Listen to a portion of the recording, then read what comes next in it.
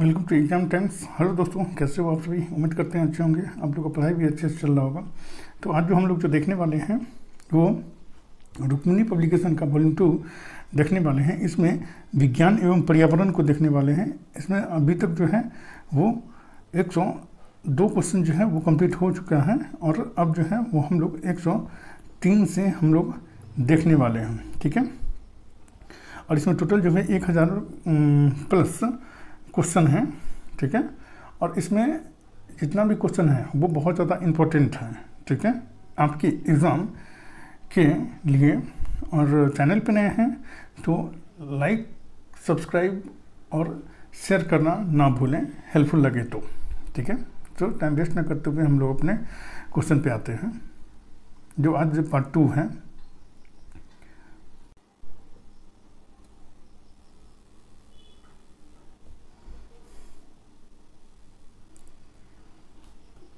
First question है इसमें 103 से, निम्न में कौन विस्फोट का उदाहरण है?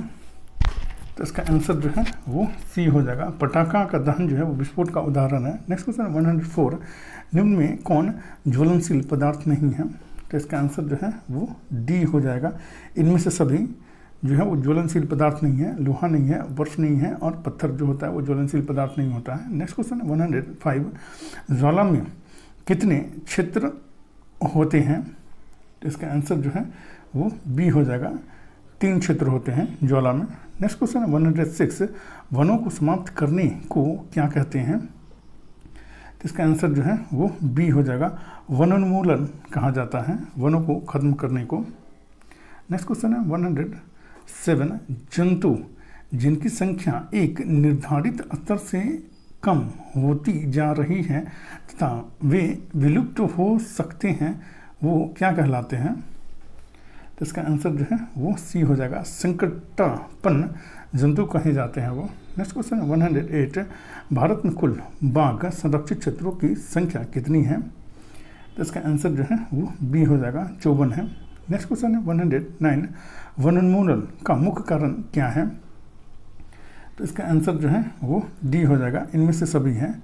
भवन निर्माण है, कागज उद्योग है, सड़क निर्माण है। नेक्स्ट क्वेश्चन है 110, प्राकृतिक आवास का वन्य प्राणी संरक्षण किसमें किया जाता है? तो इसका आंसर जो है वो ए हो जाएगा, इन सीटू में किया जाता है। नेक्स्ट क्वेश्चन है 111, वह क्षेत्र जिसमें जंतु अपने प्राकृतिक आवास में संरक्षित होते हैं क्या कहलाता है? तो इसका आंसर जो है वो ए हो जाएगा, अभ्यारण्य कहलाता है। नेक्स्ट क्वेश्चन है 112, गर्म पिंड से ठंडे पिंड में ऊष्मा का स्थानांतरण क्या कहलाता है? तो इसका आंसर जो है वो ए हो जाएगा, चालन कहलाता है ये। नेक्स्ट क्वेश्चन है 113, वनोन्मूलन का अस्थायी हल क्या है?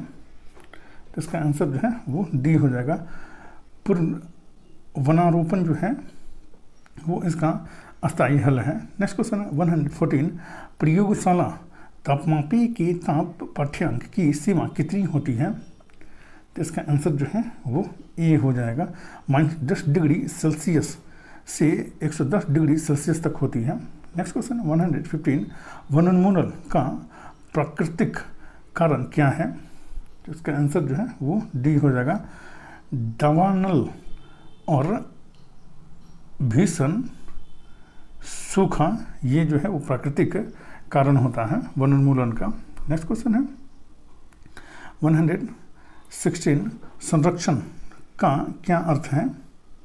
तो इसका आंसर जो है वो ए हो जाएगा, रक्षण करना इसका अर्थ होता है संरक्षण का।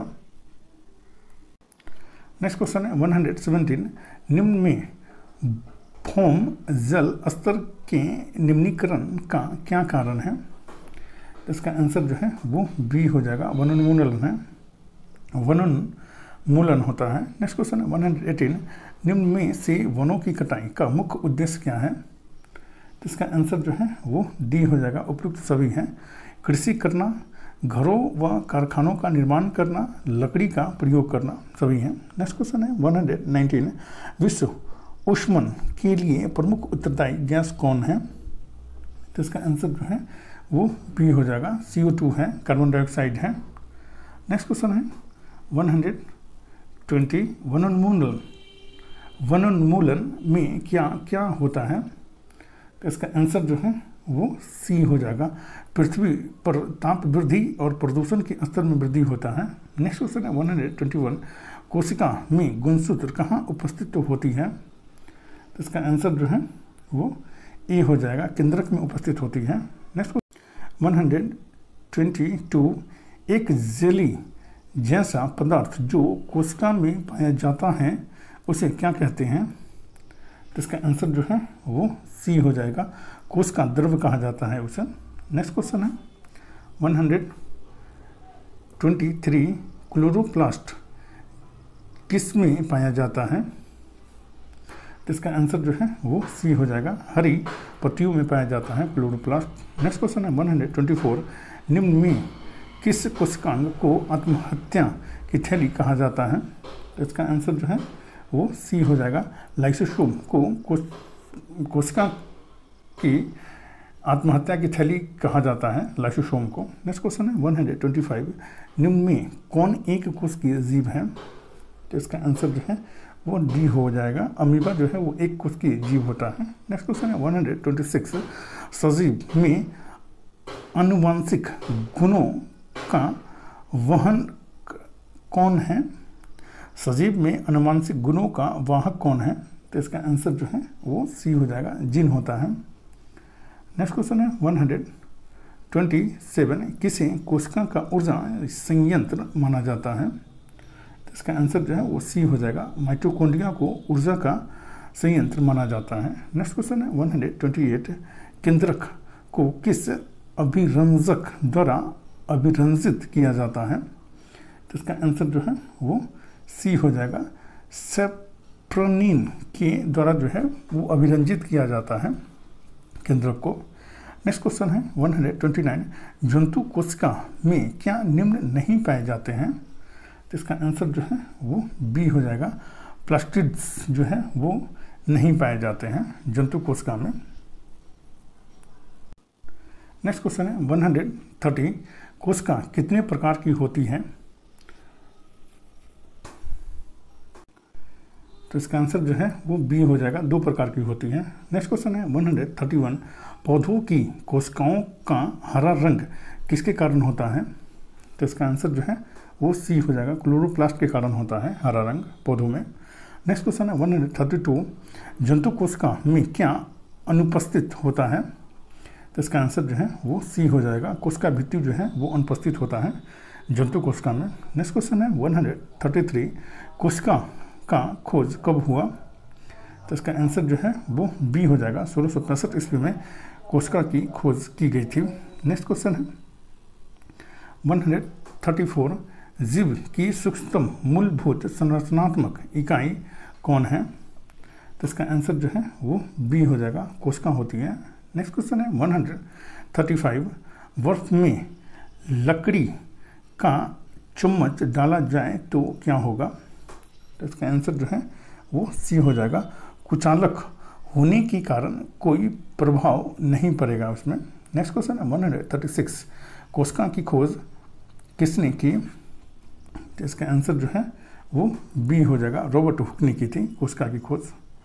नेक्स्ट क्वेश्चन है 137 नर और मादा युग्मक मिलकर क्या बनाते हैं? तो इसका आंसर जो है वो ए हो जाएगा, युग्मनज बनाते हैं नर और मादा युग्मक मिलकर के। नेक्स्ट क्वेश्चन है 138 आंतरिक निषेचन कहाँ होता है? तो इसका आंसर जो है वो ए हो जाएगा, मादा के शरीर में होता है आंतरिक निषेचन। नेक्स्ट क्वेश्चन है 139 मादा युग्मनज तथा नर युग्मनज के संयोजन की विधि क्या कहलाती है? तो इसका आंसर जो है वो बी हो जाएगा, निषेचन कहलाती है। नेक्स्ट क्वेश्चन है 140 वे जंतु जो सीधे शिशु को जन्म न देकर अंडे देते हैं क्या कहलाते हैं? तो इसका आंसर जो है वो ए हो जाएगा, अंडप्रजक कहलाते हैं, अंडप्रजक कहलाते हैं। नेक्स्ट क्वेश्चन है 141 एक युग्मनज में पाए जाने वाले केंद्रकों की संख्या कितनी होती है? तो इसका आंसर जो है वो ए होता है, एक होती है, एक। ठीक है। नेक्स्ट क्वेश्चन है 142, जो जंतु अपने जैसे शिशु को जन्म देते हैं उन्हें क्या कहते हैं? तो इसका आंसर जो है वो बी हो जाएगा, जरायूज कहा जाता है। जो जंतु अपने जैसे शिशु को जन्म देते हैं उनको। नेक्स्ट क्वेश्चन है 143, अलैंगिक द्विखंडन द्वारा जनन निम्न में किसमें होता है? इसका आंसर जो है वो बी हो जाएगा, पैरामीशियम जो होता है वो अलैंगिक द्विखंडन द्वारा ये जनन होता है। नेक्स्ट क्वेश्चन है 144, हाइड्रा में जनन की विधि क्या है? इसका आंसर जो है वो बी हो जाएगा, मुकुलन होता है। नेक्स्ट क्वेश्चन है 145, अमीबा में किस विधि द्वारा जनन होता है? तो इसका आंसर जो है वो सी हो जाएगा, द्विविभाजन के द्वारा जो है वो अमीबा में जनन होता है। नेक्स्ट क्वेश्चन है 146, बम निषेचन कहाँ होता है? तो इसका आंसर जो है वो बी हो जाएगा, मादा के शरीर के बाहर होता है बम निषेचन जो होता है सो। नेक्स्ट क्वेश्चन है 147, मुर्गी अंडे के ऊपर क्यों बैठती है? तो इसका आंसर जो है वो ए हो जाएगा, ऊष्मायन के लिए जो है मुर्गी जो है वो अंडे के ऊपर बैठती है। नेक्स्ट क्वेश्चन है 148, निम्नलिखित में से किस थर्मामीटर में पारा होता है? तो इसका आंसर जो है वो सी हो जाएगा, दोनों ए और बी दोनों में होती हैं। क्लिनिकल थर्मामीटर में भी पारा होता है और प्रयोगशाला थर्मामीटर में भी पारा होता है। नेक्स्ट क्वेश्चन है 149, अलैंगिक जनन की विधि निम्न में कौन है? तो इसका आंसर जो है वो डी हो जाएगा, उपयुक्त सभी है। जीवाणु द्वारा भी होता है, मुकुलन द्वारा भी होता है और द्विखंडन द्वारा भी होता है अलैंगिक जनन। नेक्स्ट क्वेश्चन 150, निम्न में किसमें मुकुलन द्वारा जनन होता है? तो इसका आंसर जो है वो डी हो जाएगा, ईस्ट और हाइड्रा में जो है वो मुकुलन के द्वारा जो है वो जनन होता है। नेक्स्ट क्वेश्चन है 151, मनुष्य में मादा युग्मक क्या कहलाता है? तो इसका आंसर जो है वो ए हो जाएगा, अंडाणु कहलाता है। नेक्स्ट क्वेश्चन है 152, इनमें से कौन से परिवर्तन यौवनारंभ के दौरान नहीं होते हैं? तो इसका आंसर जो है वो डी हो जाएगा, रजोनिवृत्ति जो है वो यौवनारंभ के दौरान नहीं होते हैं ये। नेक्स्ट क्वेश्चन है 153, यौवनावस्था प्रारंभ के साथ ही पुरुष हार्मोन स्रावित होता है, उसे क्या कहते हैं? इसका आंसर जो है वो ए हो जाएगा, टेस्टोस्टेरोन कहा जाता है उसे। नेक्स्ट क्वेश्चन है 154, निम्न में कौन सा गुणसूत्र शिशु का लिंग नर के रूप में निर्धारित करता है? तो इसका आंसर जो है वो ए हो जाएगा, XY जो है वो नर के रूप में निर्धारित करता है। नेक्स्ट क्वेश्चन है 155, लड़कों के गले में उभरा हुआ भाग क्या कहलाता है? तो इसका आंसर जो है वो बी हो जाएगा, एडम्स एप्पल या कंठमणि कहे जाते हैं। नेक्स्ट क्वेश्चन है 156, मनुष्य की कोशिका के केंद्र में कितने जोड़े गुणसूत्र पाए जाते हैं? तो इसका आंसर जो है वो बी हो जाएगा, 23 जोड़े गुणसूत्र जो है वो पाए जाते हैं। नेक्स्ट क्वेश्चन है 157, पीड़ित व्यक्ति से स्वस्थ व्यक्ति में एड्स कैसे फैल सकता है?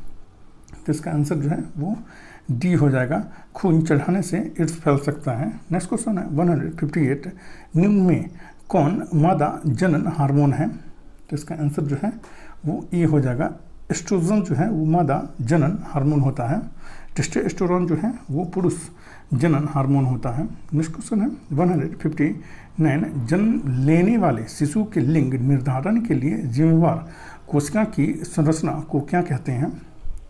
तो इसका आंसर जो है वो डी हो जाएगा, गुणसूत्र कहते हैं। नेक्स्ट क्वेश्चन है 160, किशोरावस्था की उम्र क्या है? इसका आंसर जो है वो सी हो जाएगा, 11 से 19 वर्ष होती है किशोरावस्था की उम्र। नेक्स्ट क्वेश्चन है 161, स्त्रियों में होने वाले मासिक स्राव की समान अवधि क्या है? तो इसका आंसर जो है वो डी हो जाएगा, 28 दिन का होता है समान अवधि। नेक्स्ट क्वेश्चन है 162, कितनी उम्र तक को शैशवावस्था कहा जाता है? कितने उम्र तक को शैशवावस्था कहा जाता है?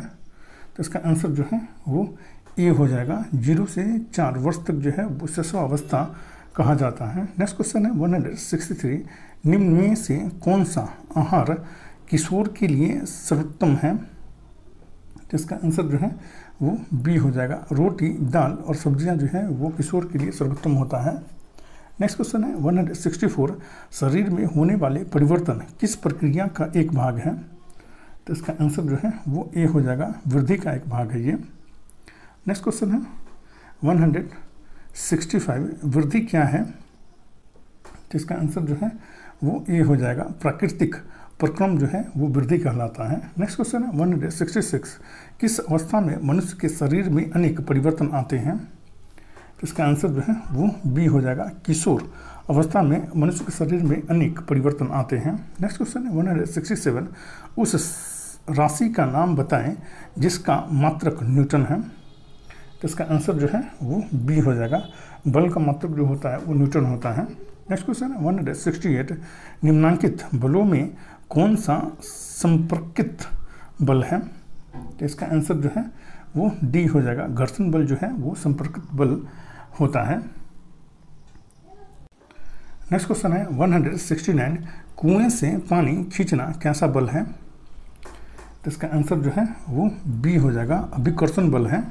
कुएं से पानी खींचना अभिकर्षण बल होता है ये। नेक्स्ट क्वेश्चन है 170, पृथ्वी प्रत्येक वस्तु को अपनी ओर आकर्षित करती है, इस आकर्षण बल को क्या कहा जाता है? इसका आंसर जो है वो सी हो जाएगा, गुरुत्व बल कहा जाता है। नेक्स्ट क्वेश्चन है 171, प्रति इकाई क्षेत्रफल पर लगने वाले बल को क्या कहते हैं? तो इसका आंसर जो है वो बी हो जाएगा, दाब कहते हैं। नेक्स्ट क्वेश्चन है 172, दरवाजे को धक्का देने पर कैसा बल लगता है? तो इसका आंसर जो है वो ये हो जाएगा, अपकर्षण बल लगता है दरवाजे पर धक्का देने में। नेक्स्ट क्वेश्चन है 173, शुष्क मौसम में बालों में कंघी करने पर वह बिखर जाता है, इसके लिए बल उत्तरदायी है। तो इसके लिए बल जो है उत्तरदायी है, इसका आंसर बी हो जाएगा, स्थिर विद्युत बल जो है वो उत्तरदायी होता है। नेक्स्ट क्वेश्चन है 174, बल का कौन सा मात्रक है? तो इसका आंसर जो है वो बी हो जाएगा, न्यूटन बल का मात्रक होता है। नेक्स्ट क्वेश्चन है 175, निम्न में से कौन दाब का मात्रक है? तो इसका आंसर जो है वो सी हो जाएगा, पास्कल और न्यूटन प्रति वर्ग मीटर दोनों जो है वो दाब का मात्रक होता है। नेक्स्ट क्वेश्चन है 176, बैलों द्वारा गाड़ी को खींचना किस बल का उदाहरण है? तो इसका आंसर जो है वो ए हो जाएगा, पीसी बल का उदाहरण है, बैलों द्वारा गाड़ी को खींचना। नेक्स्ट क्वेश्चन है 177, कोई भी वस्तु किस बल के कारण पृथ्वी पर गिर जाती है? तो इसका आंसर जो है वो सी हो जाएगा, गुरुत्वाकर्षण के कारण जो है कोई भी वस्तु पृथ्वी पे गिर जाती है। नेक्स्ट क्वेश्चन है 178, बल क्या होता है? तो इसका आंसर जो है वो सी हो जाएगा, परिणाम और दिशा दोनों होती हैं बल। नेक्स्ट क्वेश्चन है 179, बल के कौन कौन से रूप हैं? तो इसका आंसर जो है वो सी हो जाएगा, अभिकर्षण और अपकर्षण दोनों रूप होते हैं बल के।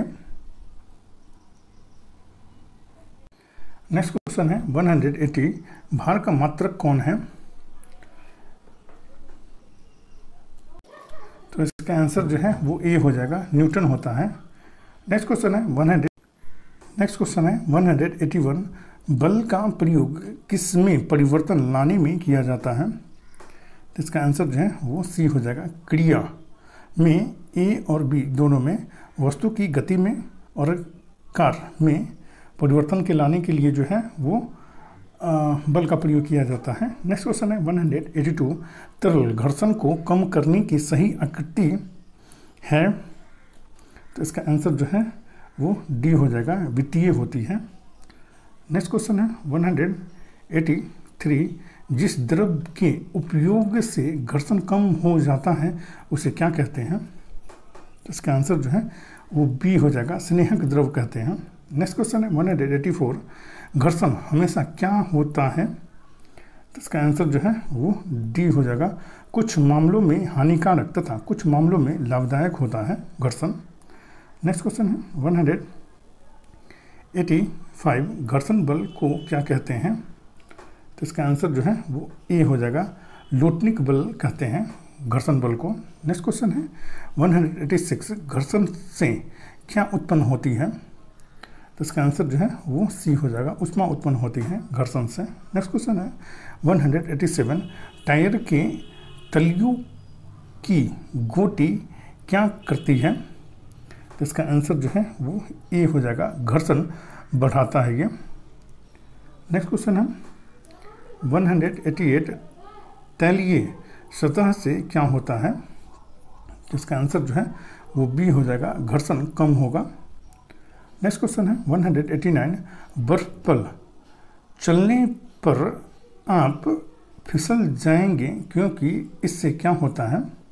तो इसका आंसर जो है वो बी हो जाएगा, घर्षण कम होगा इस पर, इसलिए बर्फ पे आदमी जो है फिसल जाता है। नेक्स्ट क्वेश्चन है 190, कैरम बोर्ड पर पाउडर छिड़कने से घर्षण पर क्या प्रभाव पड़ता है। तो इसका आंसर जो है वो बी हो जाएगा, कम हो जाता है। नेक्स्ट क्वेश्चन है 191, कौन से वाहनों के टायर खांचेदार होते हैं। तो इसका आंसर जो है वो सी हो जाएगा, बुलडोज़र के टायर जो हैं वो खांचेदार होते हैं। नेक्स्ट क्वेश्चन है 192, किस बल के कारण फर्श पर लुढ़कती हुई गेंद कुछ समय बाद अपने आप रुक जाती है। तो इसका आंसर जो है वो सी हो जाएगा, घर्षण बल के कारण जो है वो कुछ देर के बाद लुढ़कती हुई बॉल जो है वो रुक जाती है। नेक्स्ट क्वेश्चन है 193, घर्षण के कारण कौन सी वस्तुएं घिस जाती हैं। तो इसका आंसर जो है वो डी हो जाएगा, उपरोक्त सभी घिस जाती हैं। पेंच भी घिस जाती है, बॉल भी घिस जाती है और जूतों के सोल भी घिस जाती हैं। नेक्स्ट क्वेश्चन है 194, तरल में कौन गति कर सकता है। तो इसका आंसर जो है वो सी हो जाएगा, मछलियाँ और पक्षी जो है वो तरल में गति कर सकती हैं। नेक्स्ट क्वेश्चन है 195, घर्षण बल किस पर निर्भर करता है। तो इसका आंसर जो है वो सी हो जाएगा, वस्तु की आकृति और तरल की प्रकृति दोनों पर निर्भर करता है घर्षण बल।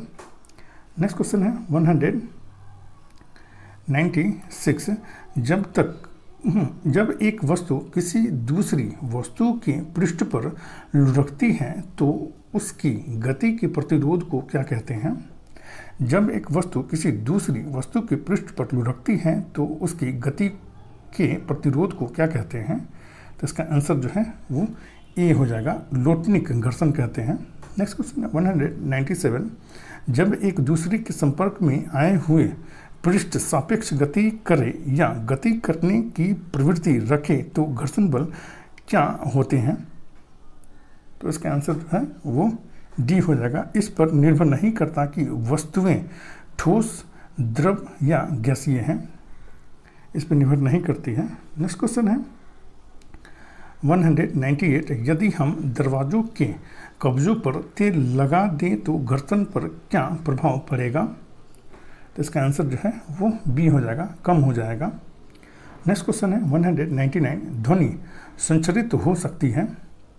तो इसका आंसर जो है वो डी हो जाएगा, ठोसों, द्रव्यों तथा गैसों में संचरित हो सकती है ध्वनि। नेक्स्ट क्वेश्चन है 200, अप्रिय ध्वनि को क्या कहते हैं। तो इसका आंसर जो है वो बी हो जाएगा, शोर कहते हैं अप्रिय ध्वनि को। नेक्स्ट क्वेश्चन है 201, आवर्तकाल का मात्रक कौन है। तो इसका आंसर जो है वो सी हो जाएगा, सेकंड होता है आवर्तकाल का मात्रक।